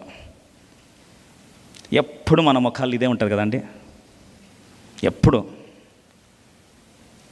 పాపం ఫరో అడిగాడు, అరే ఇంత పెద్ద ప్రైమ్ మినిస్టర్గా అన్నావు నాయన, ఇంత పెద్ద ప్రైమ్ మినిస్టర్ కరువులో కాపాడిన ఈ వ్యక్తికి నువ్వు నాన్నవంటే సగర్వంగా చెప్పుకోవాలి కదా. ఎవడన్నా ఏం చెప్తారండి, మీ కొడుకు పిఎం అండి, ప్రెసిడెంట్ అడిగాడు ఇంట్రడ్యూస్ యువర్ సెల్ఫ్ అని, I'm so proud that I'm the father, అట్లా చెప్పాలి కదా. అట్లని చెప్తారు కదండి. I feel so ashamed of my life, 130 years is waste for me. ఏం ఇంట్రడక్షన్ అండి అది, ఎవరెవరికి పోయి ఫరోకి చెప్తున్నాడు. అంజులు మన ముఖాలు చూస్తే అనకూడదు ఈ మాట. ఆనందం మనసులో ఉంటుందండి, బయట చెప్పుకోమండి. అంత ఓవర్ యాక్షన్ వద్దు. సామెతలు 15వ అధ్యాయం, ప్రావెర్బ్స్ చాప్టర్ 15 verse 13, 15-13 ఏమని రాస్తుంది? 15:13 ప్రావెర్బ్స్, సంతోష హృదయము ముఖమునకు తేటనిచ్చును, మనోదుఖం వలన ఆత్మ నలిగిపోను. మనసులో ఆనందం ఉంటే, హృదయంలో ఆనందం ఉంటే ముఖంలో ఏం చేస్తుందంట? క్లియర్గా అనిపిస్తుందంట. Face is the index of mind and heart. నువ్వు ఆనందం లోపల పెట్టుకొని ముఖం బీరకాయ, సొరకాయ, అన్ని వెజిటబుల్స్ అన్నీ దాంట్లో కవర్ అవుతూ ఉంటాయి. అరే పొద్దున్న లేస్తే అదే ముఖము, మధ్యాహ్నం అదే ముఖము, మందిరంకి వస్తే కూడా అదే ముఖం. ఎవరైనా నీతో వచ్చి 10 నిమిషాలు గడపాలనుకుంటే ఆ ముఖం చూసి అబ్బా అని చెప్పి వెళ్ళిపోతా. సి వాట్ కైండ్ ఆఫ్, మీరు అంటారు బ్రదర్ మరి మనోవేదన, అరే ఎన్ని రోజులు నువ్వు దేంట్లో ఆనందిస్తున్నావు? సంతోషాన్ని బట్టి అనట్లే దేవుడు. ఆనందము దేవుని మీద ఆధారపడ్డప్పుడు, దేవుడిచ్చే ఆనందం నీ హృదయంలో ఉన్నప్పుడు నువ్వు దేవునిలో ఆనందిస్తే, హబక్కు అంటాడు, శాలలో పశువులు లేకపోయినా సరే, అంజూరపు పండ్లు కాయకపోయినా సరే, చేనులోని పంట నా చేతికి రాకపోయినా సరే, యెహోవా యందు నేను, వేర్ ఈజ్ యువర్ జాయ్? నిజంగా ఆనందిస్తే నీ హృదయంలో ఆనందం ఉంటుంది. ముఖం మీద ఏమవుతుందండి? కనిపిస్తుంది. కొంతమంది ముఖాలు చూస్తే అబ్బో అసలు వాళ్ళు నవ్వడం ఒక రోగం, వాళ్ళకి నవ్వలేకపోవడం ఒక రోగం. చూసారు ఎప్పుడన్నా అట్లాంటిది? మీకు కూడా బహుశా పక్కనే ఉంటారు కొంతమంది. అరే కొద్దిగా నవ్వు అంటే, నా బాధలు నీకేం తెలుసు, ఎప్పుడు అదే బతుకా. కారణం ఏంటంటే ఎందుకు అంత ఫీల్ అవుతున్నాడు చెప్పండి. See when you laugh you look younger. మీరు నవ్వారనుకోండి కొద్దిగా వయసు తక్కువగా అనిపిస్తారు. ఎవరన్నా ముసలోలాగా మీరు ఫీల్ అయితే కొద్దిగా స్మైల్ ఇవ్వండి, అప్పుడు ఎట్లా కనిపిస్తారు? కొద్దిగా వయసు తగ్గినట్టుగా అనిపిస్తారు. If you laugh you look younger. ముఖంలో పెట్టుకొని కూర్చుంటే కాటి కాలు చప్పునట్టు అనిపిస్తుంది. Don't allows the sorrows of your world to control and rob your joy. Let try to have a cheerful face which can be the encouragement for others. కొంచెం నవ్వగలిగితే దాంట్లో ఏం నష్టం? యాకోబుకి యోసేపు అండి వేరేళ్ళు బాధపడితే కూడా చూసి తట్టుకోలేడు తెలుసా. ఆయన బాధ పక్కన పెట్టండి, పానదగ్గర భక్ష దగ్గర బాధగా ఉంటే ఏందా మీరు బాధగా ఉన్నారు ఈరోజు అని ఎక్కడ చెరసాల్లో ఎంకరేజ్మెంట్ చేస్తూ ఉన్నాడు. అంటే యోసేపుకి యాకోబుకి డిఫరెన్స్ చెప్పాలా? యాకోబు ఫీలింగ్ అంతా ఏంటంటే all things are working against me. ఏడుపుగొట్టు ముఖాలకి మనసులో నడిచే ఆలోచన ఏంటంటే ప్రపంచమంతా నాకు వ్యతిరేకంగానే జరుగుతున్నాయి, వార్తలన్నీ కూడా నాకు 42:36 ఆదికాండం, జెనసిస్ 42:36 క్విక్లీ. అప్పుడు కింద భాగం చూడండి, ఇవన్నీ నాకు ప్రతికూలముగా ఉన్నవని వారితో చెప్పాను. All things are working against me. యోసేపు పోయిండు, బెన్యామిన్ పోయిండు, సిమియోను పోయిండు, నా రాహేల్ చనిపోయింది, ఇంకా నా లైఫ్ అంతా కూడా నాకు ఏం జరుగుతున్నాయి? ప్రతికూలంగా. All things are working against me. ఇలాంటి వ్యక్తి ఎలా ఉంటాడండి? ఎలా ఉంటాడంటే అన్ని కూరగాయలు సమృద్ధంగా ఉంటాడు. అదే దావీదు యోసేపు ఎందుకు సంతోషంగా ఉన్నాడు? ఆదికాండం 50:20. Genesis chapter 50 verse 20. సీక్రెట్ అండి. నువ్వు సంతోషంగా ఉండడానికి, ఆనందంగా దేవుని ఆనందించినట్టు రహస్యం ఇది. 50:20 త్వరగా. మీరు నాకు కీడు చేయని ఉద్దేశించిదిరి కానీ నేటి దినమున జరుగుతున్నట్లుగా అనగా బహు ప్రజలను బ్రతికించినట్టు అది మేలుకే దేవుడు ఉద్దేశించిన. All things are working for my good. సమస్తము సమకూడి మేలుకి జరుగుతుంది. యాకోబు సమస్తము సమకూడి ప్రతికూలంగా జరుగుతుంది. అంతా నా మేలుకే పాట ఎవరిది? నాది కాదండి, యోసేపుది. అంతా నా కీడుకే యాకోబుది. యాకోబు నువ్వు పాట పాడతావంటే అంతా నా కీడుకే ఆవేదన యేసుకే. ఎవరిది? యాకోబుది. యోసేపు పాట పాడంటే నానా తప్పు, అంతా నా మేలుకే ఆరాధన యేసుకే. ఎందుకు వస్తుందంటే ఆ ఫీలింగ్ అంటే, మనుషుల్ని హీరో చేసి యాకోబు నీ బాధలకంత కష్టాల కారణం ఏంటంటే, జెనసిస్ చాప్టర్ 42:38, 42:38 త్వరగా. అయితే అతడు నా కుమారుని మీతో వెళ్ళనీయను, ఇతను అన్న చనిపోయాను, ఇతడు మాత్రం మిగిలి ఉన్నాడు. మీరు పోవు మార్గమున ఇతనికి హాని సంభవించిన ఎడల నెరసిన వెంట్రుకలు గల నన్ను మృతుల లోకానికి దుఃఖముతో దిగిపోనట్లు మీరు నన్ను చేయుదురు. మీరు చేస్తారు ఇదంతా అంటే ఆయన కష్టాలకు అంత కారణం ఎవరండి? మనుషులు, పిల్లలు. ఎప్పుడు హీరోలను ఎవరు చేస్తారండి? శత్రువులని, బిడ్డల్ని, మనుషుల్ని, పరిస్థితుల్ని హీరోలు చేసి మీ వల్ల నాకు ఇదంతా అయిందని. అంతా నా మేలుకే పాడేవాళ్ళు ఏమంటారు తెలుసా? ఆదికాండం 45వ అధ్యాయం 7-8 వచనాలు చదువుకుందాం, ప్రభుని ఆరాధిస్తాం. Genesis chapter 45 verse 7 and 8 quickly. 7-8 కలిసి చూద్దాం. ప్రాణంతో కాపాటకును దేవుడు మీకు ముందుగా నన్ను పంపెను. దేవుడు పంపాడు. 8వ వచనం, దేవుడు పంపాడు కాబట్టి దేవుడే కానీ మీరు నన్ను ఇక్కడికి పంపలేదు. బా, అదేంటి యోసేపు మిమ్మల్ని గుంతలేసి నేను కదా అంటే, పిచ్చోడా మీరు కాదురా, నా దేవుడు మిమ్మల్ని పావులాగా వాడుకున్నాడు. జైల్లో వేసింది అరే పిచ్చోళ్ళారా, దేవుడు మిమ్మల్ని బక్రాలు చేసి వాడుకున్నాడు. చేసింది మీరని మీరు అనుకుంటున్నారు, కానీ దేవుడే కానీ మీరు నన్ను ఇక్కడికి పంపలేదు. ఆ దేవుడు నాకు సమస్తం. అందుకొరకు రెండు మాటలండి. సంతోషం ఉండాలి నీకంటే, ఏ పరిస్థితుల్లో సంతోషంగా ఉండాలంటే, దేవుడే నా జీవితంలో సమస్తము చేస్తాడు. తల వెంట్రుక రాలన్నా కూడా దేవుని ఆజ్ఞ లేకుండా రాదు. మనుషులు ఎవరు నా జీవితాన్ని శాసించలేరు. God is in control of my life. God is in control of my business. God is in control of my ministry. God is in control of my family. God is in control of my health. దేవుని స్వాధీనంలో ఉందని నమ్మే వ్యక్తి disturb అవడు. రెండోది, ఈ దేవుడు సమస్తం సమకూడి నాకు మేలుకే చేస్తారన్నప్పుడు టెన్షనే లేదు. వడ్డించేవాడు మనోడైతే ఎక్కడ కూర్చున్న పరమాన్నమే. సమస్తం సమకూడి మేలుకే దేవుడు చేస్తే అది కీడైనా బాధైనా ఎక్కడైనా సరే అది అల్టిమేట్గా ఏమవుతుందండి? మేలే జరుగుతుంది. అది తెలుసుకున్న వారు యోసేపులాగా బ్రతికిన కొన్ని రోజులైనా సరే ఆ ముఖంలో ఏముందంటండి? ఆనందం, సంతోషం. ఆయన ముఖం చూసి చాలామంది స్వస్థపరచబడ్డారు, ఎంకరేజ్ అయ్యారు. అరే దేవుడు ఈయనకు సమస్తం సమకూడి మేలు చేస్తాడు, మనుషుల్లో ఏం సీన్ లేదని. ఒకటే మాట, ఇట్లాంటి ఆత్మగల వ్యక్తిని ఇంకెక్కడైనా మనము కనుగొనగలమా? That should be the health. అక్కడ ఆరోగ్యం వచ్చేస్తుందన్నా సరే ఈరోజు ట్రై చేసి చూద్దాం. ఆయాసం బదులు దేవునిలో ఏం చేద్దాం? ఆనందిస్తాం. మనందరము ఆరోగ్యం పొందుదుముగాక.